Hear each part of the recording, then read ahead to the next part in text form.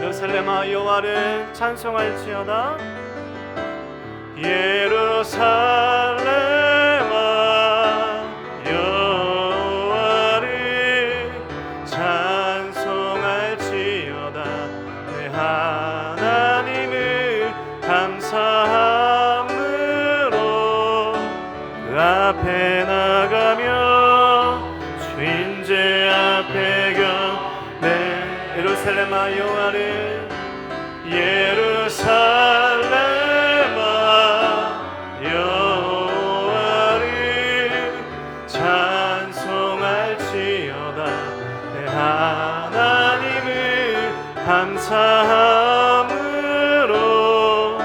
그 앞에 나가며 주임제 앞에 손을 내시고 함께 우리의 신앙을 고백합니다. 전능하사 천지를 만드신 하나님 아버지를 내가 믿사오며 그 외아들 우리 주 예수 그리스도를 믿사오니 이는 성령으로 잉태하사 동정녀 마리아에게 나시고 본디오 빌라도에게 고난을 받으사 십자가에 못 박혀 죽으시고 장사한 지 사흘 만에 죽은 자 가운데서 다시 살아나시며 하늘에 오르사 전능하신 하나님 우편에 앉아 계시다가 저리로서 산자와 죽은 자를 심판하러 오시리라. 성령을 믿사오며 거룩한 공예와 성도가 세고통하는 것과 죄를 사하여 주신 것과 몸이 다시 사는 것과 영원히 사는 것을 믿사옵나이다. 아멘. 자리에 앉으셔서 찬송가 384장 함께 찬송드립니다.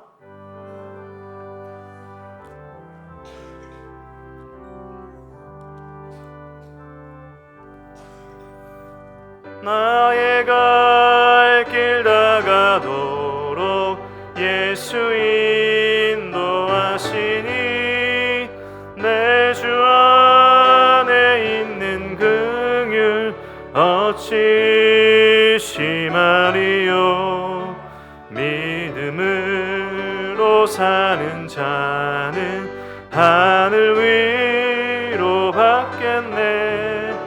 무슨 일을 만나든지 만사 형통하리라. 무슨 일을 만나든지 만사 형통하리라. 나의 갈 길 다가도록 예수 인도하시니 어려운 일 당할 때도 족하니 내주시네. 나는 심히 고단하고 영혼 매우 가난하. 나의 앞에 반석에서 샘물 나게 하시네. 나의 앞에 반석에서 샘물 나게 하시네. 나의 갈 길 다가도록 예수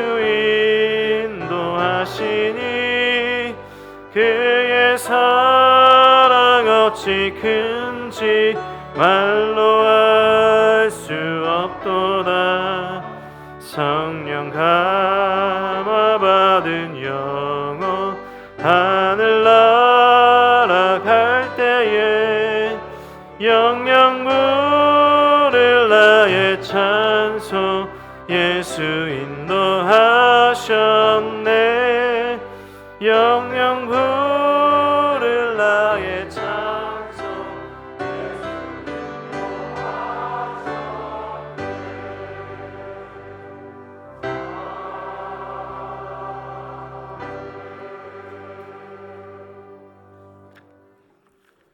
기도하겠습니다.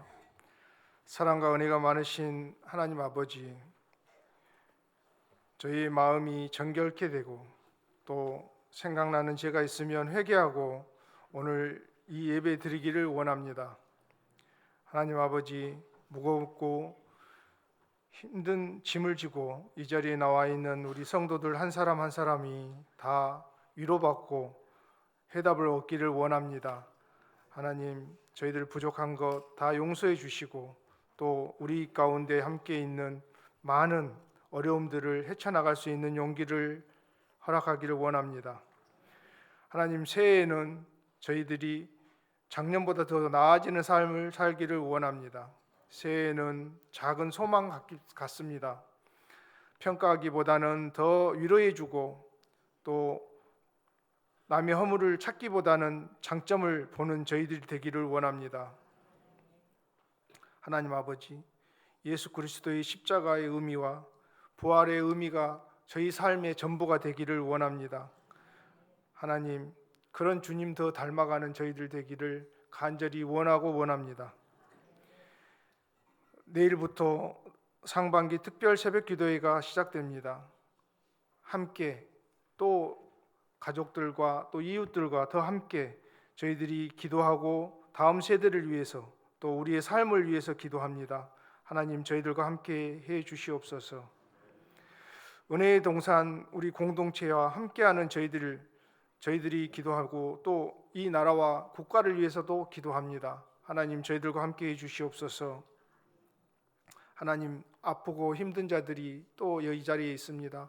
아버지, 더 이상 저희들의 삶 가운데서 고통으로 힘들어하지 않도록 도와주시옵소서. 저희가 새벽을 깨울 때 저희에게 힘을 주시고 의지를 주시고 용기 주시기를 원합니다.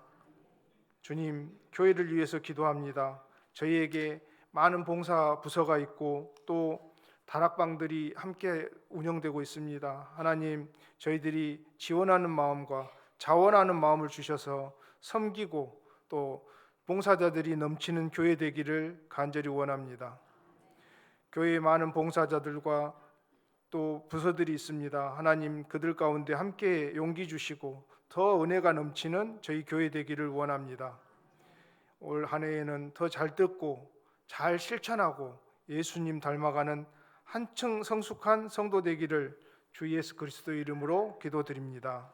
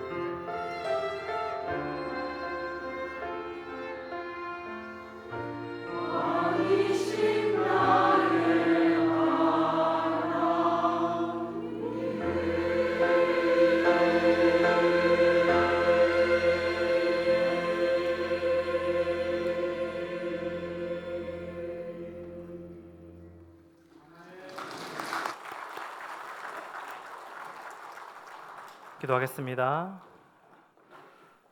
왕이신 우리 하나님, 하나님께 모든 영광과 찬양과 감사 올려드립니다. 찬양받기 합당하신 하나님, 우리의 모든 삶이, 우리의 매일매일 하루가 하나님의 크신 사랑과 은혜로 채워졌음을 발견하게 하시고 하나님을 바라보며 감사하며 찬양하는 우리의 삶이 될 수 있도록 인도하여 주옵소서. 감사하며 드린 헌금을 하나님 기쁘게 받아주시고 드린 손길마다 축복하시고 하나님의 한없는 은혜와 사랑을 베풀어 주옵소서. 감사드리며 예수 그리스도 이름으로 기도드립니다.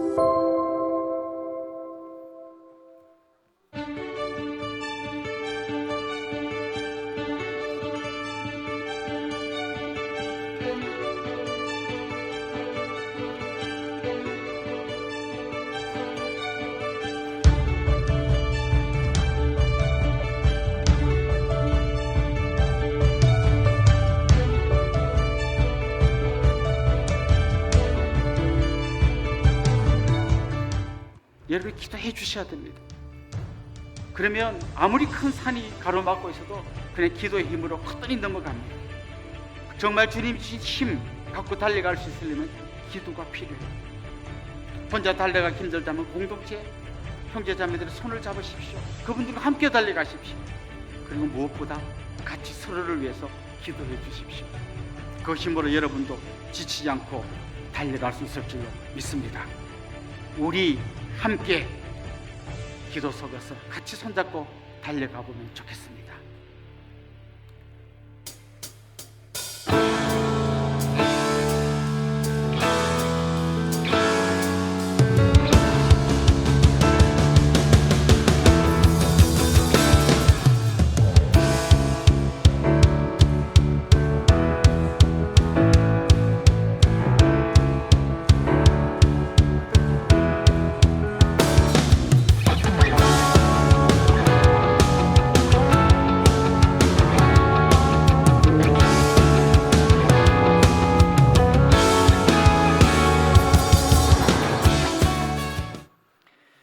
교회 소식 전해드리겠습니다. 2부 예배 나오신 우리 성도님들 주님의 이름으로 환영합니다. 특별히 은혜동산교회 처음 나오신 우리 새가족분들 환영하는데요. 우리 새가족분들은 예배 후에 나가셔서 로비 왼쪽 새가족실로 오시면 잘 안내해드리도록 하겠습니다.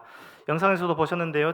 드디어 내일부터 상반기 특별 새벽기도회가 시작됩니다. 내일 2월 17일부터 3월 1일 토요일까지 매일 오전 5시 15분 이 자리에서 함께하는 힘이라는 주제로 모입니다. 특별히 이번 새벽 기도회는 우리 협동 목사님들 강사로 모시고 말씀을 듣습니다.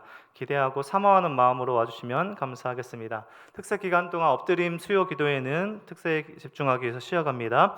주보와 함께 받으신 이렇게 미션지가 있으실 텐데요. 이번 특별 새벽 기도회 미션 참여 시상은 응모권을 뽑는 형식으로 진행됩니다. 미션에도 꼭 참여하셔서 선물도 받으시는 기쁨을 함께 누리시길 바랍니다. 시간 좌우 옆에 계신 우리 성도님과 이렇게 축복하며 인사하겠습니다. 새벽에 꼭 만납시다. 네, 지금 오신 분들은 우리 성도님들 새벽에 밝은 얼굴로 함께 만나길 축복합니다. 교구별 척사대회가 안내되는 일정으로 진행됩니다. 양육 1~3단계 신청받고 있습니다. 3월 18일부터 시작하는 일정이고요. 이번 내적 지우 수양회는 4월 18일부터 19일, 후원자 수양회가 3월 16일에 있습니다. 지역장님들 부지런히 1~3단계 매칭해 주고 계시는데요. 신청은 지역장님들께서 구글 설문지로 신청해 주시면 됩니다. 양육 관련 문의는 김남기 집사님께 해주시면 감사하겠습니다. 새가족부에서 팀원을 모집하고 있습니다. 우리 감사하게 정말 많은 우리 새가족분들이 등록하고 계시는데 우리 새가족분들을 섬기실 우리 분들이 부족합니다. 우리 바나바팀 지원팀에서 함께하실 우리 성도님들 기다리고 있습니다. 양육 4단계 수료하신 성도님들 중에 지원해 주시면 함께 섬기도록 하겠습니다. 저에게 연락 주시면 됩니다. 교육국 주일학교 신입교사 교육이 다음 주 12시 40분에 초등 1부실에서 있습니다. 성교국 한글학교 외국인 학생 구직 광고 있습니다. 그레이스 가든 정기총회가 오늘 오후 1시 30분 쉐마을에서 있습니다. 그리고 예배 후 나가실 때 우리 성도님들 중에 후원자 또 봉사자분들은 로비에 준비된 총회 서명부에 꼭 서명해 주시길 부탁드립니다. 열린다락 필라테스 모집하고 있습니다. 매주 수요일 오전 11시에 모이고 있는데요. 유정아 집사님께 문의 주시면 됩니다. 영상에서도 보신 열린다락 농구팀에서 손원을 모집하고 있습니다. 매월 1회 모이고 있는데 김종현 집사님께 문의해 주시길 부탁드리고 우리 특별히 남편분들 보내시면 함께 운동하도록 하겠습니다. 서양화 회원 모집하고 있습니다. 유희숙 권사님께 문의해 주시기 바랍니다. 교인동정입니다. 세윤마을 허근실 집사님 모친상 당하셨습니다. 예단마을 차향숙 성도님 치부상 당하셨습니다. 우리 귀한 새 생명 출산하신 가정들이 있는데요. 세윤마을 최정렬 성도님, 김별림 집사님 가정 등남하셨습니다. 예빈마을 정지훈 성도님, 오슬기 집사님 가정 등료하셨습니다. 사업장 개업 광고입니다. 향기마을 송혜경 권사님, 킴오브 떡볶이 화성 남양전 개업하셨습니다. 이번 주 다음 주 신탕봉사 화평마을, 다음 주 청소봉사 향기마을입니다. 주보 뒷면에 나와 있는 셔틀버스 4호차 정류장이 서희 스쿨존으로 되어 있는데요. 서희 3차 스쿨존이라고 정정 요청이 있습니다. 주보에 특세 기간 특송 또 아침 식사 안내되어 있습니다. 또 이번 특세 때는 요일별로 안수 기도도 있습니다. 참고하셔서 우리 특별 새벽 기도에 우리 모든 성도님들 잘 참여해 주시면 감사하겠습니다. 그럼 오늘 주신 하나님의 말씀 함께 찾도록 하겠습니다. 오늘 주신 하나님의 말씀 사도행전 21장 1절에서 26절까지 말씀입니다. 사도행전 21장 1절에서 26절까지 우리 한 절씩 우리 말씀 교독해서 읽도록 하겠습니다. 우리가 그들을 작별하고 배를 타고 바로 곳으로 가서 이튿날 로도에 이르러 거기서부터 바다라로 가서 그부를 바라보고 이를 왼편에 두고 수리아로 항해하여 두로에서 상륙하니 거기서 배의 짐을 풀려 함이로라.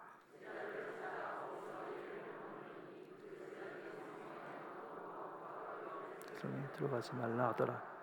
이 여러 날을 지낸 후 우리가 떠나갈새 그들이 다 그 처자와 함께 성문 밖까지 전송하거늘 우리가 바닷가에서 무릎을 꿇어 기도하고 우리는 배에 오르고 그들은 집으로 돌아간다.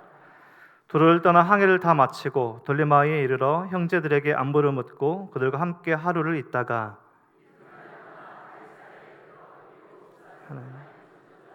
빌립의 집에 들어가서 머무르니 그에게 딸 넷이 있으니 처녀로 예언하는 자라. 선지자가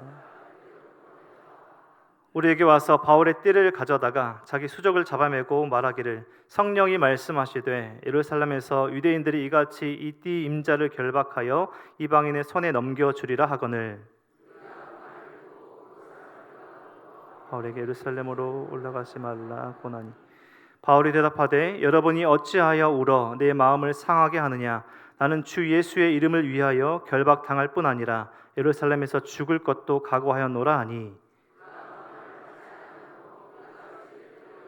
이다 하고 그쳤나. 이 여러 날 후에 여장을 꾸려 예루살렘으로 올라갈새 제자가 함께 가며 우리 제자 그고로 사람 나손을 데리고 가니 이는 우리가 그의 집에 머물려 예루살렘에 이르니 형제들이 우리를 기꺼이 영접하거늘 함께 야고보에 들어가니 장로들도 다 있더라. 바울이 무난하고 하나님이 자기의 사역으로 말미암아 이방인 가운데서 하신 일을 낱낱이 말하니 형제여 그대도 보는 바에 유대인 중에 믿는 자 수많이 있으니 다 율법의 열성을 가진 자라. 내가 이방에 있는 모든 유대인을 가르치되 모세를 배반하고 아들들에게 할례를 행하지 말고 또 관습을 지키지 말라 한다 함을 그들이 들었도다. 우리가 말하는 이대로 하라. 서원한 네 사람이 우리에게 있으니 그들을 위하여 비용을 내어 머리를 깎게 하라. 그러면 모든 사람이 그대에 대하여 들은 것이 사실이 아니고 그대도 율법을 지켜 행하는 줄로 알 것이다. 주를 믿는 이방인에게는 우리가 우상의 제물과 피와 목매어 죽인 것과 음행을 피할 것을 결의하고 편지하였느니라 하니, 바울이 이 사람들을 데리고 이튿날 그들과 함께 결례를 행하고 성전에 들어가서 각 사람을 위하여 제사 드릴 때까지의 결례 기간이 만기된 것을 신고하니라. 아멘. 목사님 나오셔서 결연함과 유연함 제목으로 하나님의 말씀 전해주시겠습니다. 요즘 젊은 사람들하고 이야기하다 보면 어떤 단어를 줄여서 말하는 그런 유행이 있더라고요. 남사에서 만나자. 남사는 어딘가? 남양사거리.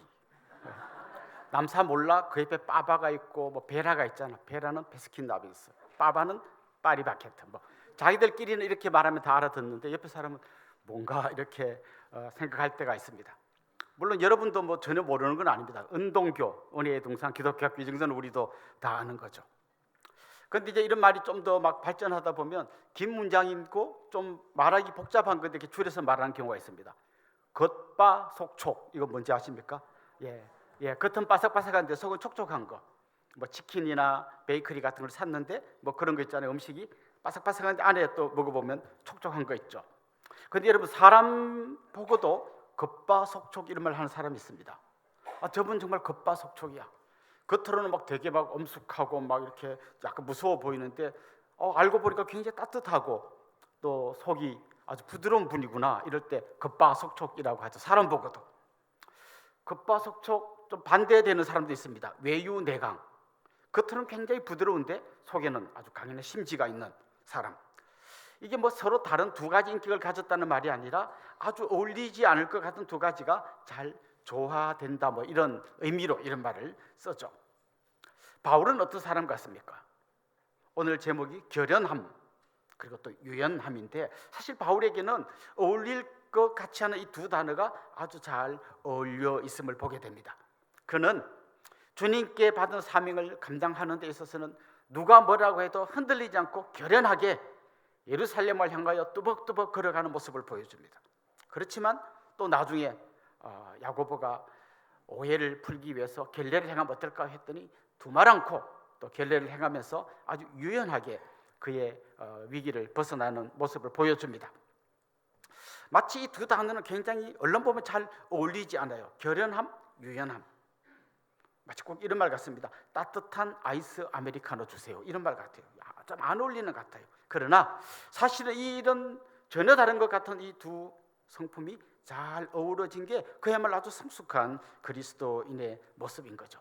중요한 것 뭔가 하면 언제 결연한 의지를 보여야 되고 언제 유연해야 되는 거예요. 두 가지 모습이 있긴 한데 이게 반대로 되면 별로 안 중요한 일에는 결연한 의지를 가지고 추진하고 진짜 중요한 걸 대충 얼버무리고 넘어가면 이건 엉망진창이 되는 거죠. 우리 하나님의 성품 중에 공의와 사랑이 있습니다. 정말 공의로울 때 하나님 공의로우시고 사랑을 베푸실 때 사랑하는 거죠. 근데 이게 바뀌면 어떻게 될까요? 그건 엉망진창이 되는 것이죠. 그래서 우리는 끊임없이 하나님의 성품, 예수 그리스도의 성품을 흠모하고 바라보면서 닮아가야 하는 것이죠. 먼저 오늘 본문에 나오는 결연함에 대해서 좀 더 살펴보면 좋겠습니다.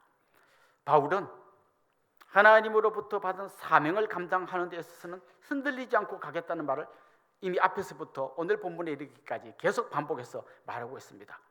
그의 결연한 의지를 가장 잘 보여주는 말씀은 지난주 우리가 봤던 사도행전 20장 24절 말씀일 것 같습니다. 내가 나의 달려갈 길과 주 예수께 받은 사명 곧 하나님의 은혜의 복음을 증언하는 일을 마치려 하면은 나의 생명조차 조금도 귀한 것으로 여기지 아니하노라. 근데 생명을 내놓더라도 나는 이 사명 흔들리지 않고 감당하겠다라고 이야기하고 있습니다. 오늘 본문에 보면 이제 지난주 말씀에 나왔던 그 에베소 장로님들과의 만남을 이제 마치고 헤어져서 배를 타고 예루살렘 방향으로 가는 일정이 소개되어 있습니다. 그런데 가다 보면 중간에 몇 군데 내려서 거기서 여러 성도들, 제자들, 형제들을 만나서 같이 서로 위로하고 격려하는 그런 시간을 갖습니다. 그런데 이 과정 속에서 보면 4절에 보면 그가 두로에 들어가서 한 일주일 동안 머물렀는데 그때 여러 제자들이 성령의 감동을 받아서 그에게 이야기합니다. 선생님, 이제 예루살렘에 가면 당신 결박되고 환난을 당합니다. 그러니 올라가지 마세요 라고 이야기합니다. 그리고 이 사람들이 말한 걸 이거 헬라어 문법으로 보면 그냥 한번 말한 게 아니라 여러 사람이 계속해서 말했다는 거예요. 가지 마세요. 왜 가십니까? 성령께서 위험하다고 하시잖아요 라고 계속 여러 사람이 말했다는 이야기가 나옵니다. 11절에 보면 그가 가이사랴라는 동네에 갔는데 거기서 빌립 집사님 집에 들어갔다가 아가보라는 선지자를 만납니다. 그러니까 아가보 선지자가 와가지고 또 성령의 감동으로 일종의 퍼포먼스를 벌입니다. 바울의 허리띠를 가져다가 그걸로 자기 몸을 꽁꽁 묶습니다. 그리고 이렇게 말하는 거죠. 이 띠 임자가 이제 이렇게 됩니다. 예루살렘 올라가면 이렇게 됩니다. 무슨 말이에요? 당신 올라가면 이렇게 됩니다. 결박되고 환난을 당할 것입니다. 결국 이미 그는 나는 어떤 일이 있어도 예루살렘으로 가겠다고 했는데 많은 사람들이 중간중간에서 절대 올라가지 말라고 이야기합니다.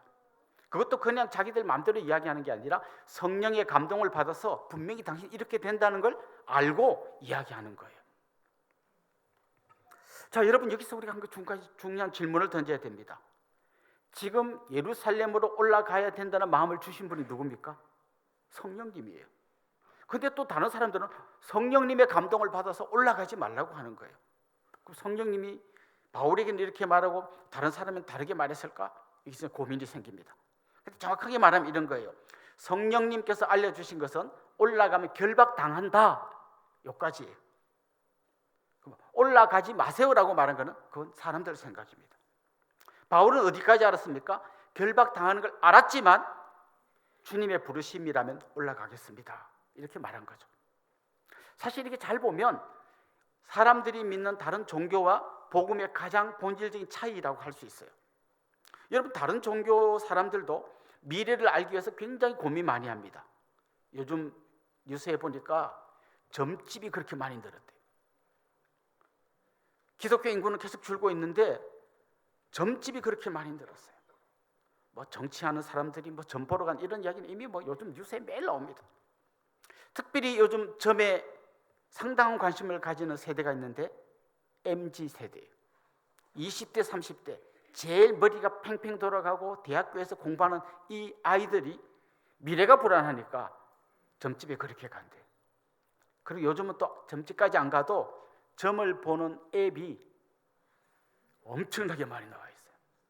그리고 유튜브 이런 거 사주팔자 뭐 이런 거 이야기하는 유튜버 수십만 명, 백몇만 명의 구독자를 거느린 그런 유튜버들이 몇 명이나 있다고 그래요. 굉장히 많은 사람들이 이런 걸 보려고 합니다. 자, 왜 보려고 할까요? 만약에 자기가 무슨 사주팔자 뭐 점을 봤는데 당신에게 앞으로 이런 일이 닥칠 거요 라고 하면 그분들이 제일 먼저 생각하는 게 뭘까요? 어떻게 하면 이 애군을 피할 수 있을까요? 그럼 뭐 극단적인 경우는 뭐 구설해라. 2천만 원짜리 구설하면 이 문제 해결된다. 구합니다. 또 뭐 이렇게 하면 된다. 뭔 제사를 지내라. 이 애군을 피할 수 있는 길을 알려주면 그 이야기를 듣고 그 애군을 피하기 위한 행동을 합니다. 그런데 복음은 전혀 다르게 접근합니다. 성령께서 깨닫게 해주셔서 미래의 바울의 삶에 결박과 환난이 기다린다고 합니다. 그러면 당연히 이걸 피하기 위해서 노력을 해야 되는데 그렇게 하지 않습니다. 이게 주님의 뜻이라면, 이게 주님이 우리에게 원하는 삶이라면 그 길이 꽃길이 아니고 힘들고 어려운 길이라도 우리는 걸어가겠습니다 라고 하는 것이 진정한 복음을 경험한 사람들의 고백인 것입니다. 그러니까 종교의 중심에는 뭐가 있냐면 내가 있습니다. 나의 안전, 나의 건강, 나의 대박. 이게 그 종교인들의 마음속에 있습니다. 만약 우리가 똑같이 나의 안전, 나의 건강, 나의 대박을 위해서 주님을 찾는다면 우리는 어쩌면 종교 생활을 하는 거라고 할 수 있습니다. 우리의 모든 기도와 우리 삶의 중심에 내가 아니라 주님이 계셔야 합니다. 그 주님이 원하시는 삶이라면 때로는 나에게 불편하고 가기 싫은 길이라도 갈 수 있는 것이 진짜 결연함을 보여주는 바울이 걸어갔던 길이고 우리가 걸어가야 할 길인 것이죠. 사실 이렇게 살았던 가장 대표적인 분이 바로 예수님이십니다. 예수님은 십자가의 길, 그게 자기의 사명인 것을 알고 뚜벅뚜벅 걸어가셨습니다. 물론 말리는 사람들이 있었죠. 마태복음 16장에 보면 예수님께서 자기가 십자가에 달리시고 그리고 3일 만에 살아나야 될 거라 했을 때 제일 발끈한 사람이 있습니다. 바로 베드로입니다. 그 마태복음 말씀에 보면 베드로가 주님께 항변했습니다. 항변하면서 절대 그렇게 하면 안 된다 그랬어요. 여기 항변했다는 말은 주님 그러면 안 되죠, 이게 아니라, 그 정도가 아니라 다른 게 번역하면 질책했다, 막 따지고 대들었다는 거예요. 아니 그러면 막 이렇게 했다는 거죠. 왜요? 그 주님의 말씀을 들을 때 베드로의 고민의 중간에 누가 있었다면 자기가 있었던 거예요. 베드로는 어떤 사람입니까? 주님을 위해서 배도 버리고 그물도 버리고 주님만 바라보고 따라왔습니다. 근데 주님 당신이 죽어버리면 우리는 뭐가 됩니까? 아니 그따위로 하면 안 되죠. 이렇게 지금 따지고 있는 거죠. 그때 주님 뭐라 그랬습니까? 사탄아 내 뒤로 물러가라. 너는 나를 넘어지게 하는 자로다. 네가 하나님의 일을 생각하지 않고 사람의 일을 생각하고 있구나. 이렇게 말씀하셨어요. 그리고 이런 분위기에도 불구하고 주님은 십자가의 길로 갔습니다. 물론 주님도 인간적으로 고민이 되시고 하나님 앞에서 할 수만 있으면 이 잔을 옮겨 주십시오라고까지 기도했지만 그래도 아버지의 뜻이라면 이 길을 가겠습니다. 그 십자가의 처참한 삶의 길을 향하여 그냥 뚜벅뚜벅 걸어 들어가셨던 것입니다. 진짜 우리 그리스도인들이 필요한 게 이런 마음이에요. 조그마한 누구 말 한마디 들었다고 넘어지고 흔들리는 것이 아니라 걸어가는 것이죠. 여기에 또 좀 줄임말, 요즘 유행했던 줄임말이 있습니다. 중꺾마. 중요한 것은 꺾이지 않는 마음이야. 뭐 이런 겁니다. 주님께서 우리에게 주신 게 맞다면, 이게 내 사명이라면, 이게 내가 걸어가야 할 길이고 진짜 주님을 만난 그리스도인들의 삶의 모습이라면 나는 어떤 환난과 핍박과 비바람이 불지라도 그 길을 가겠다. 이게 우리의 마음이 한다는 것이죠. 자, 근데 여러분 잘 보십시오. 오늘 본문을 보면 결연한 의지를 가지고 뚜벅뚜벅 걸어간 바울이 나오고요, 그 다음에 나머지 사람들이 나옵니다. 그래서 우리는 보통 이런 말씀을 읽을 때 또 편하게 읽습니다.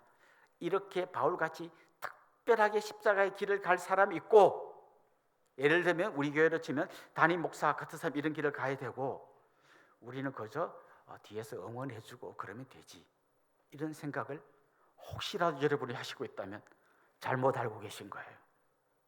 오늘 본문을 잘 보면요, 사실은 바울이 정말 두드러지게 그 십자가의 길을 흔들리지 않고 걸어간 걸 보여주지만 주위에 있는 사람들의 삶도 알고 보면 십자가의 길을 걷고 있는 거예요. 예를 들면 야고보라는 분이 오늘 본문에 나오지 않습니까? 이 야고보는 예수님의 12제자에 나오는 그 야고보가 아니고 예수님의 동생 야고보인데 실제로 예루살렘 교회의 가장 중요한 지도자입니다. 이미 오늘 본문 중심으로 보면 베드로와 요한은 어디 다른 지역으로 가 있는 것 같아요. 그리고 예루살렘 교회에 남아서 끝까지 그 양들을 돌보는 이 야고보는 어떤 마음으로 살아갈까요? 이미 그 예루살렘에는 엄청난 핍박의 회오리가 휘몰아쳤습니다. 스데반이 순교했고요, 또 예수님의 제자 야고보도 순교했고 수많은 제자들이 감옥에 갇히고 엄청난 핍박이 있었어요. 그런데 도망가지 않고 거기에 남아가지고 끝까지 양들을 돌보는 야고보, 이분도 십자가의 길을 걷고 있는 사람이에요. 또 오늘 본문에 보면 빌립이라는 집사님이 등장합니다. 이 빌립 집사님, 같이 집사 안수를 받았던 스데반은 이미 순교했고요, 이 빌립은 사마리아의 복음을 전하고 이디오피아의 내식의 복음을 전하고 그 뒤로 어떻게 살았는지 잘 몰랐는데 한 20여년 지난 이후에 오늘 본문에 등장한 거 보니까 그가 가이사랴에 살고 있고 그의 4명의 딸이 천연대 예언하는 자였다, 이렇게 되어 있습니다. 그가 그동안 어떻게 살았는지는 모르지만 한 가지 분명한 것은 이 자녀들 4명을 믿음의 사람으로 키우기 위해서 수많은 핍박과 환난 가운데 그냥 나는 어차피 집사니까 고난 당하더라도 니네는 어디 좀 숨어갖고 조용히 살아라가 아니라 이 자녀들까지도 똑같이 예수 그리스도를 믿는 신실한 사람으로 키워가면서 살고 있었던 거죠. 그리고 오늘 본문에 등장하는 별로 알려지지 않은 인물 나손이라는 사람이 있는데요. 그는 가이사랴에서 예루살렘으로 바울이 올라갈 때 같이 동행했어요. 동행한 이유가 뭔가 하면 예루살렘에 나손의 집이 있었고요.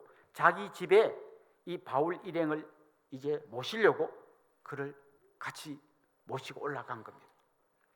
여러분, 지명 수배자 숨겨주면 숨겨준 그 사람도 뭐 범인, 은닉죄 이런 데 걸립니다. 그 당시에 정말 요주의 인물인 바울을 자기 집에 재우는 것만으로도 그는 굉장히 불이익을 당할 수 있습니다. 그럼에도 불구하고 그도 이름도 별로 유명하지 않지만 뚜벅뚜벅 같이 걸어가서 자기 집에 바울과 그 일행을 묵게 해주었던 거죠. 이제 우리는 그런 고민을 해야 됩니다. 바울은 바울 나름대로의 십자가의 길을 갔고, 야고보는 야고보 나름대로의 십자가의 길을 갔고, 나손은 나손대로, 빌립은 빌립대로 그렇게 십자가의 길을 결연한 마음으로 걸어갔다는 것이죠. 그럼 이제 우리 이런 질문을 던져야 합니다. 그럼 우리는 어떻게 살아야 됩니까? 여러분 모두가 다른 삶의 정황 속에 살고 있습니다. 예를 들면 여러분이 직장에 갔을 때 어쩌면 여러분 그리스도인으로 살 것인지 아니면 대충 그들과 어울려서 표시 안 나게 살 건지 자기가 결정하고 살아야 됩니다. 가끔 이런 경우 있죠. 어떤 새 가족이 교회 왔다 깜짝 놀랍니다. 우리 과장님도 교회 다녔어? 막 10년 같이 회사 생활했는데 자기 과장님이 교회 다니는 걸 전혀 몰랐던 거예요. 그러다가 깜짝 놀라는 거예요. 더 놀라운 것은 그 과장님이 너무 그리스도인답지 않은 분이었다는 거죠. 좀 적나라하게 표현, 저 인간도 교회 다녔어? 그럼 그분에게 이런 마음이 듭니다. 이런 교회를 나도 다녀야 되나?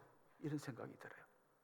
그러니까 우리에게 십자가의 길은 어쩌면 눈에 선명하게 막 가면 때리고 결박되고 이런 길이라기보다 눈에 보이지 않는 수많은 눈초리와 핍박과 어려움과 환난 속에서도 그리스도인으로 걸어가야 되는 거예요. 그 핵심은 뭔가 하면 내가 내 삶의 중심이 있는 게 아니라 그리스도가 내 삶의 중심이 있는 삶인 거예요.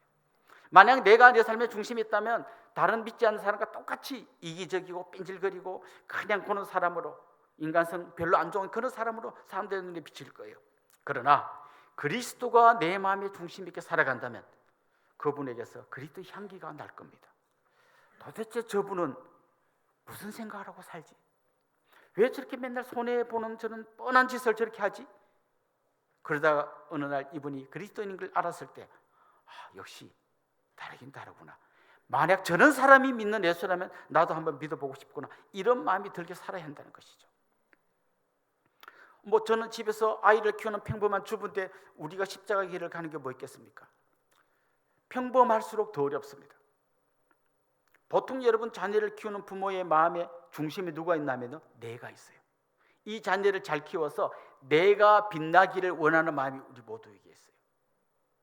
진짜 십자가의 길을 가기를 원한다면 이 마음을 먼저 내려놔야 합니다.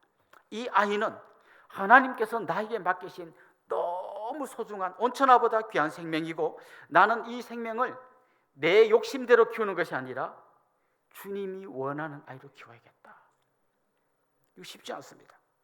옆에 사람들하고 막 이웃들하고 만났더니 어릴 때부터 의대반에 보내야 이 아이가 앞으로 의사가 될 수 있으면서 초등학교 1학년을 막 의대반 학원에 보내고 할 때 막 불안해집니다. 우리 애는 그런 데도 못 가고 그냥 빌빌하면 어떡하지? 걔가 빌빌한 것보다 더 걱정되는 게 빌빌한 애 엄마라는 게 더 걱정되는 거예요. 그래서 자기가 되지도 않는 막 억지로 돈을 끌어모아서 그 애를 막 그런 데 보내려고 그렇게 쫓아다니다 보면 진짜 우리가 걸어가야 할 길을 놓치는 겁니다. 남들이 뭐라고 하든지 어떤 길로 가든지 나는 이 아이를 믿음으로 키워서 하나님의 사람으로 세워가야겠다. 그렇게 키워가는 겁니다. 나손이 자기 집을 정말 엄청난 손해를 감수하고 빌려줬잖아요. 거기에 이 바울과 일행을 묵게 했잖아요. 우리 그렇게 할 수 있습니다. 사실 우리 정영기 선교사님 지금 안식년 가실 동안에 어떤 분이 자기 아파트, 서희 아파트 분양받아서 하루도 안 살고 이 선교사님 안식 올 때 쓸 수 있도록 내주셨어요. 우리 교회 교인도 아니고 딴 교회 분이에요. 저는 여러분이 뭐 대단한 일 아니어도 할 수 있는 이런 일을 찾을 수 있을 것 같아요. 거기 내가 월세 받으면 뭐 150만 200만 원 받을 수 있는데 내가 그것 좀 내려놓고 정말 내 나름대로 할 수 있는 주님이 기뻐하시는 일을 작은 일부터 찾아가기 시작한다면 거기서부터 이 사회가 조금씩 변화되기 시작할 것입니다. 오늘 본문에 이런 바울뿐만 아니라 수많은 믿음의 사람들이 결연함으로 주님 가신 그 길을 따라가고 있었던 걸 보여줍니다. 두 번째로 오늘 본문이 보여주는 것은 유연함이에요. 유연함은 결연함하고는 좀 굉장히 결이 다르게 느껴집니다. 굉장히 막 탁 가는데 또 의외로 굉장히 유연해요. 오늘 그 부분을 오늘 성경이 이야기합니다. 오늘 본문에 보면 바울과 바울 일행이 주로 그 일행 중에는 이방인 지역에서 예수님 믿게 된 그런 사람들이 이제 예루살렘 교회에 들어갑니다. 갔더니 그들을 맞아준 사람이 예루살렘 교회의 최고 지도자였던 야고보였고요. 그 야고보 혼자 맞아준 게 아니라 그 교회를 섬기는 장로님들이 같이 나와서 맞아줬습니다. 그래서 우리가 볼 때는 단기 선교 갔던 누구를 만나갖고 고생했습니다 뭐 이런 분위기 같지만 사실은 어떻게 보면 굉장히 아주 애매모호한 분위기예요. 왜냐하면 지금 유대인과 이방인 사이는 보이지 않는 벽이 있었잖아요. 서로가 서로를 인정하지 않는 그런 게 있었잖아요. 그런데 이 두 그룹이 만나는 거죠. 바울과 함께 온 사람들은 주로 이방인들이었고 야고보와 함께 있는 사람은 가장 유대인 중에서도 가장 유대인인 사람, 이 두 그룹이 만나고 있습니다. 그 만난 자리에서 바울이 먼저 일종의 선교 보고를 합니다. 19절에 보면 이렇게 되어 있어요. 바울이 문안하고 하나님이 자기의 사역으로 말미암아 이방 가운데서 하신 일을 낱낱이 말하니. 오늘 보면 한 줄만 나와요. 낱낱이 말했다. 그 실제로 상상해 보면 굉장히 긴 시간 동안 말한 거예요. 왜냐하면 하나님께서 행하신 일을 낱낱이 말하려면 그냥 많은 열매가 있으면 이렇게 하지 않았겠죠. 에베소에서는 이런 일이 있었고 고린도에서는 이런 일이 있었고 어디서는 이런 일이 있었고 그러면서 하나님이 막 이방인들을 돌아오게 한 일을 낱낱이 말했다는 거죠. 그런데 그의 이 말을 듣는 예루살렘 교회의 야고보와 장로들의 반응이 어떤 건가 하면 이방인 나부랭이들이 이런 분위기가 아니라 하나님께 영광을 돌렸다 이렇게 되어 있어요. 그러니까 이분들이 진심으로 이방인들이 주님께 돌아온 것에 대해서 마음을 열고 너무 감사하네요. 하나님께 영광을 돌렸다는 거예요. 이어서 이제 바울의 이 선교 보고가 끝나고 나니까 이번에 야고보가 예루살렘에서 어떤 일이 있었는지를 이야기합니다. 20절에 보면 이렇게 말합니다. 그들이 듣고 하나님께 영광을 돌리고 바울들을 이르되 형제여 그대도 보는 바에 유대인 중에 믿는 자 수만 명이 있으니 다 율법의 열성을 가진 자라. 바울이 지금 이방 지역을 다니면서 수많은 사람들이 주님께로 돌아왔다는 보고를 할 때 야고보는 뭐라고 하는가 하면 이 예루살렘에서도 수만 명의 유대인들이 주님께로 돌아왔다는 거예요. 한편으로는 이방에서 놀라운 전도의 열매가 맺혀서 그리스도인들이 생겨났고 또 한편으로는 예루살렘에서도 엄청난 사람들이 주님께로 돌아왔다는 겁니다. 그래서 각기 다른 선교 보고를 하면서 이 두 그룹이 하나님이 이방에서나 예루살렘에서나 유대인에게나 이방인에게나 동일하게 엄청난 역사를 이루었습니다라고 같이 고백하는 것이 오늘 본문의 내용입니다. 그리고 오늘 본문에는 나오지 않지만 다른 여러 본문들을 종합해 보면 이 두 만남에서 바울이 중요한 행동을 했는데 그동안 이방 지역에서 모아왔던 구제 헌금 그걸 모아왔는데 그걸 예루살렘 교회에 전달했습니다. 이 이방 지역 사람들은 늘 영적인 빚을 지고 있었어요. 이 복음이 어디서 시작됐습니까? 예루살렘에서 시작되었어요. 그 예루살렘에 있는 교회의 교인들이 사방으로 흩어져서 복음을 전하면서 복음이 전해지지 않았습니까? 그러면 우리는 저들에게 빚을 졌다. 우리가 이 빚을 갚을 길은 없지만 저들이 지금 너무 경제적으로 어렵다고 하니 우리가 한번 도와보자. 그래서 십시일반으로 구제금을 모아서 지금 바울이 전달했던 거예요. 그리고 또 어떻게 보면 자존심 상하는 일이잖아요. 예를 들면 우리 교회가 형제 교회를 분립 개척했는데 우리 교회가 어려워갖고 막 형제 교회가 우리 교회를 막 도와준다면 약간 우리로서는 자존심 상하는 일처럼 느껴지잖아요. 근데 그런 분위기가 아니에요. 너무 사랑으로 전해지고 감사함으로 이걸 받는 그런 아름다움이 그들 가운데 있는 거죠. 물과 기름처럼 절대 하나 되기 어려웠던 유대인과 이방인 사이에 그 두터운 벽이 예수 그리스도의 십자가로 허물어지고 완전히 하나 되는 아름다운 그림이 오늘 본문에 나옵니다. 이 그림이 되는 과정 속에서 많은 사람들이 이방인에 대한 편견을 버리고 유연하게 그들을 맞아 주었던 거죠. 자, 그런데 이렇게 너무나 아름답게 하나 되는 분위기 가운데 야고보가 조심스럽게 한마디 말을 꺼냅니다. 근데 그 말 굉장히 심각한 말이죠. 바울이 이렇게 말합니다. 우리 예루살렘에 있는 사람들이 당신에 대해서 오해를 많이 하고 있습니다. 많은 사람들이 바울이 어떤 사람인 걸로 알고 있나 하면 저 사람은 모세를 배반하고 율법을 지키지 말자고 하는 사람입니다. 만약 당신이 이 오해를 풀지 않으면 굉장히 불편한 일이 생길 것 같습니다. 그러면서 한 가지 제안을 해요. 이 오해를 풀기 위해서 결례를 행하십시오. 정결 예식을 행하십시오. 유대인들은 어디 밖에 갔다 오면 항상 손을 씻고 뭐 정결 예식을 하는 것처럼 뭐 그들 나름대로 어떤 정결 예식이 있는 것 같아요. 당신은 이방 지역을 많이 돌아다녔으니까 아마 저 사람들이 생각할 때 뭔가 만지면 안 되는 걸 만지고 가면 안 되는 곳을 많이 갔을 거라고 예상할 것 같으니까 당신이 정결 예식을 행해서 나도 율법을 무시하고 율법 폐기론자로 사는 게 아니라 나도 율법을 잘 준수하는 자라는 걸 오해하지 않도록 한번 보여주세요. 사실 바울은 그렇게 할 아무 이유가 없었어요. 그렇지만 그게 모두에게 도움이 되고 그게 유익한 거라면 기꺼이 하겠습니다. 자기가 비용을 감당해서 결례를 행했다라는 게 오늘 본문에 나옵니다. 바울의 이 마음이 어떤 마음인지 고린도전서 9장 19절부터 23절 말씀 우리 같이 한번 읽어보면 좋겠는데요. 그가 왜 이렇게 했는지 그의 마음이 이런 겁니다. 같이 읽어봅시다. 내가 모든 사람에게서 자유로우나 스스로 모든 사람의 종이 된 것은 더 많은 사람을 얻고자 함이라. 유대인들에게 내가 유대인과 같이 된 것은 유대인들을 얻고자 함이요 율법 아래에 있는 자들에게는 내가 율법 아래에 있지 아니하나 율법 아래에 있는 자같이 된 것은 율법 아래에 있는 자들을 얻고자 함이요 율법 없는 자에게는 내가 하나님께는 율법 도리어 그리스도의 율법 아래에 있는 자이나 율법 없는 자와 같이 된 것은 율법 없는 자들을 얻고자 함이라. 약한 자들에게 내가 약한 자와 같이 된 것은 약한 자들을 얻고자 함이요 내가 여러 사람에게 여러 모습이 된 것은 아무쪼록 몇 사람이라도 구원하고자 함이니 내가 복음을 위하여 모든 것을 행함은 복음에 참여하고자 함이라. 아멘. 바울은 이렇게 하지 않아도 되지만 이렇게 함으로써 또 다른 형제들을 믿음의 사람으로 복음을 전할 수 있다면 기꺼이 하겠다는 거예요. 그래서 자기가 율법의 메인자가 아니지만 뭐 그런 거 똑같이 할 수 있다는 거죠. 또 자기는 율법 없는 이방인들에게는 사실 율법을 무시하는 율법 폐기론자가 아니지만 또 그들하고 어울릴 수 있는 행동을 하게 된다는 거죠. 사실 또 이걸 제일 잘 보여주신 분은 예수님이에요. 예수님은 하나님이시지만 나는 하나님이니까 니네하고 차원이 달라 이렇게 하지 않았어요. 인간의 몸을 입고 오셨어요. 10달 동안 마리아의 뱃속에 거꾸로 매달려 있었어요. 똑같이 인간들이 겪는 고난을 다 같이 겪으셨어요.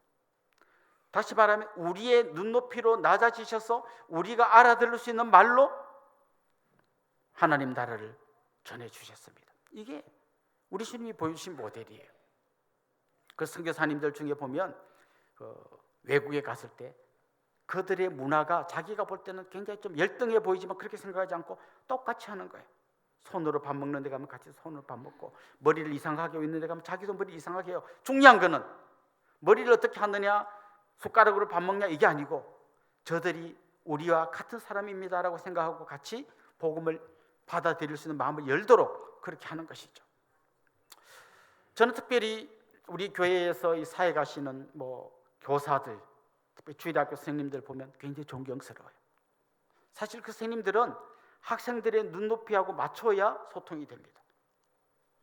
자, 우리 선생님 맛있는 거 사줄게 가자. 선생님은 가고 싶은 데가 있어요. 국밥집이. 그런데 그렇게 하지 않습니다. 자기는 좋아하지도 않는데 피자 먹으러 가는 거예요. 왜냐하면 그들의 눈높이에 맞춰주기 위해서요. 여기 뭐 초등부 선생님들 보면 이렇게 선생님이 아는 좀 좋은 단어가 있는데 그런 걸 쓰지 않고 아이들이 알아들을 좀 약간 유치한 단어로 말씀하시는 거죠. 심지어 점잖은 우리 선생님들이 유아부 유치부 가면 팔딱팔딱 뛰면서 애들하고 같이 율동을 해야 됩니다. 그들의 눈높이로 낮아지는 거죠. 우리에게는 이런 유연함이 필요합니다. 사실 교회 안에 굉장히 다양한 사람들이 있습니다. 남자도 있고 여자도 있고 어르신도 있고 젊은이도 있고 굉장히 다양한 사람이 있어요. 그런데 만약 우리가 이 유연함을 잃어버리면요 좀 어르신들이 젊은이들 보면 막 한심하기 짝이 없어요. 하고 다니는 꼴이 영 마음에 안 들어요. 그런데 눈높이를 낮추는 거예요. 지금 청년들이 다 밖에 놀러 다니는데 그래도 저런 꼴을 해서라도 그래도 예배드리겠다고 온 게 얼마나 귀하냐, 이렇게 봐야 되는 거예요. 혹시 여러분 주위에 조는 분 있다면 그렇게 보셔야 돼요. 이 교회 와서 좋을 건 뭐하러 오냐가 아니라 이렇게 피곤한데도 그래도 여기 와서 예배 드리려고 하는구나, 좀 유연한 자세로 보아야 하는 거예요. 같은 부서나 공동체에서 회의를 하다 보면 꼭 이상한 생각을 하는 분이 있어요. 그런데 그게 진리에 어긋나거나 우리 주님이 기뻐하지 않는 것이라면 약간 돌아가더라도 유연함으로 같이 가야 하는 것이죠. 오늘 저는 정말 어울리지 않는 두 가지, 결연함과 유연함이 그리스도 안에서 잘 조화될 때 그곳에서 정말 아름다운 복음의 열매가 나타나고 그리스도의 향기가 풍겨난다는 것을 말씀드렸습니다. 우리의 힘과 능력으로 결연함과 유연함이 잘 되지 않을 수 있습니다. 그래서 우리는 끊임없이 주님 앞에 엎드려 성령의 도우심을 구합니다. 성령께서 내 마음을 만져주시고 생각나게 하시고 깨닫게 해주셔서 주님 닮은 인격으로 변화되게 해주십시오. 같이 기도하는 우리 모든 성도님들 될 수 있기를 주님의 이름으로 축원합니다. 우리 같이 한번 찬양하고 기도하겠습니다. 주께서 주신 동산에.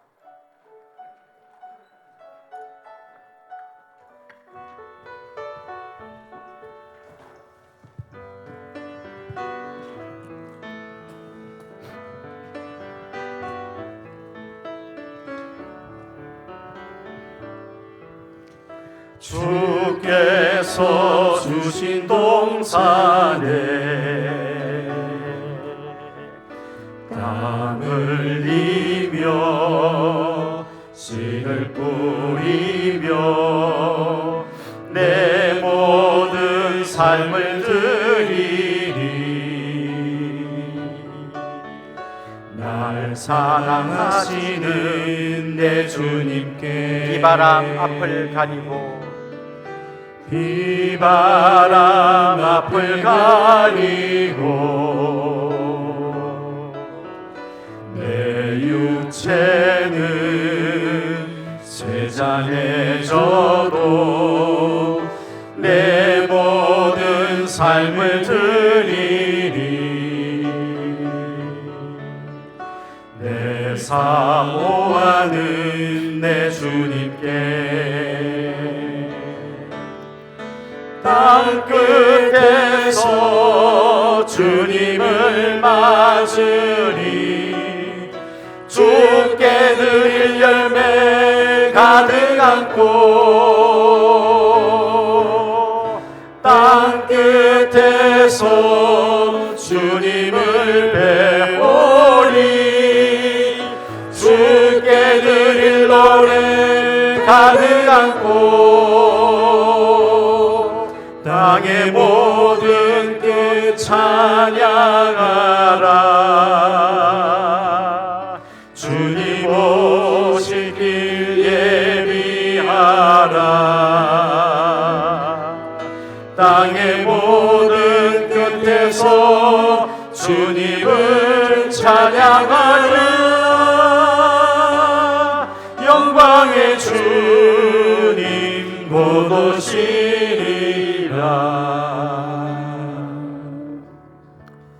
우리 말씀을 생각하면서 같이 기도합시다.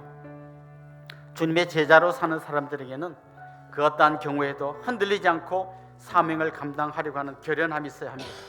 때로는 고난의 길이고 힘든 길일지라도 주님께서 원하시는 길이면 기꺼이 갈 수 있어야 합니다. 동시에 중요한 문제가 아닌 것에 대해서는 열린 마음을 갖고 유연하게 대응해야 합니다.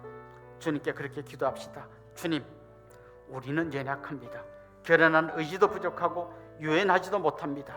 날마다 주님을 묵상하고 사모하면서 주님 닮아가게 하옵소서. 성령께서 우리 가운데 역사하셔서 그런 모습으로 성화되게 하옵소서. 무엇보다 어떤 일에 결연함을 보여야 하고 어떤 일에 유연함을 보여야 하는지 제대로 깨달을 수 있는 지혜를 주옵소서. 우리 이런 제목을 한번 합심해서 통성으로 기도하겠습니다. 하나님 아버지, 오늘도 우리에게 주신 이 말씀을 우리의 가슴에 깊이 새기고 하나님, 인간의 생각, 인간의 모든 소망, 이 시간 오셔서 사랑하는 주님의 아들 딸들을 만나주시고 만져주시옵소서. 정말 주님께서 우리에게 주신 사명을 감당할 때는 어떠한 어려움과 반대와 핍박과 수많은 사람들의 눈치라도 결연하게 거기를 갈 수 있는 진정한 믿음의 사람들이 되게 하여 주시옵소서. 뿐만 아니라 주님, 정말 중요하지 않은 것에 대해서는 내 생각과 다를지라도 유연하게 서로를 용납하고 서로를 인정하고 서로를 격려하는 아름다운 그런 모습을 가질 수 있도록 주님 도와주옵소서. 주님, 우리에게는 결연함도 부족하고 유연함도 부족합니다. 하나님, 이런 우리를 죄의 능력과 권위에 발로 묶으시고 성령으로 충만케 하셔서 정말 주님이 기뻐하시는 아름답고 복된 믿음의 사람으로 균형 잡힌 인격으로 든든히 세워 주시옵기를 간절히 소망합니다.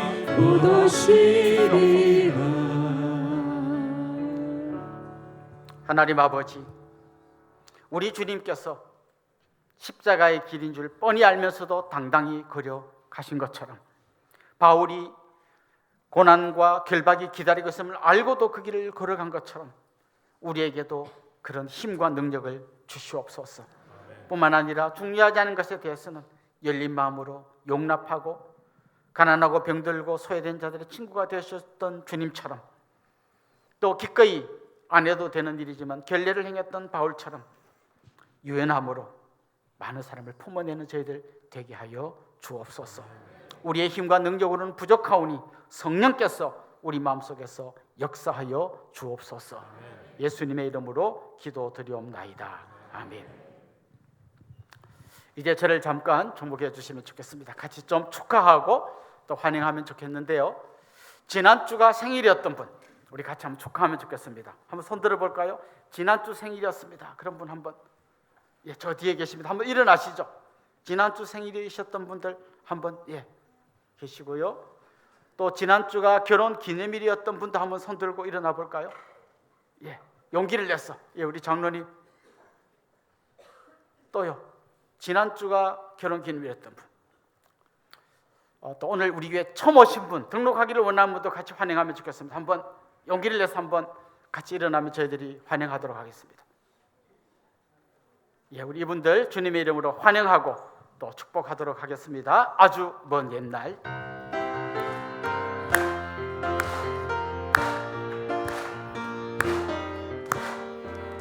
아주 먼 옛날 하늘에서는 당신을 향한 계획이 있었죠. 하나님께서 바라보시고 좋았더라고 말씀하셨네.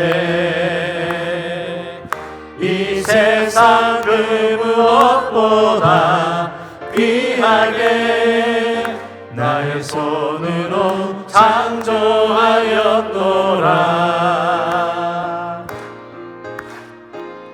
내가 너로 인하여 기뻐하노라. 내가 너를 사랑하노라. 사랑합니다. 축복합니다. 사랑해요.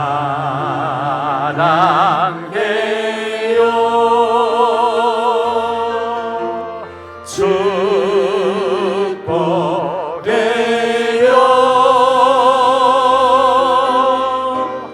당신의 마음에 우리의 사랑을 모아드립시다. 사랑을 드려요. 사랑합니다. 축복합니다. 우리 옆에 있는 분들, 앞에 있는 분들과 다 한번 인사합시다. 주님의 이름으로 사랑하고 축복합니다. 이제 자리에서 한번 다 일어나겠습니다. 우리 폐회성 움직이는 교회 같이 부르고 축도로 예배를 마치겠습니다.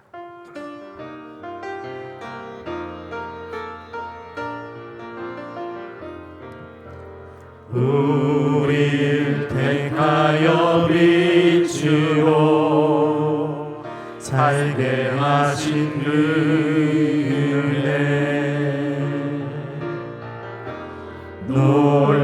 놀라우니 그 심 따라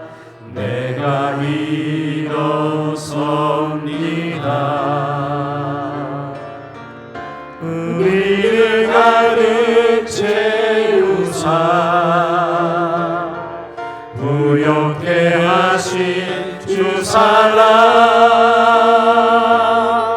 그 완전하신 열심으로 내가 나아갑니다.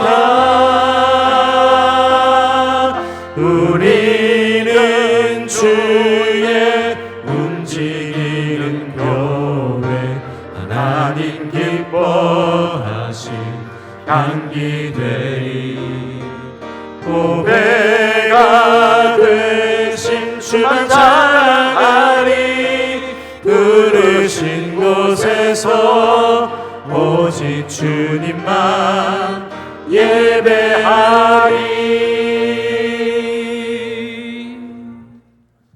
우리 주 예수 그리스도의 은혜와 하나님 우리 아버지의 극진하신 사랑과 성령님의 감화, 감동, 위로, 교통, 충만하심이 사랑하는 주님의 백성들과 그 가정 위에 이제로부터 영원토록 함께 있을지어다. 아멘.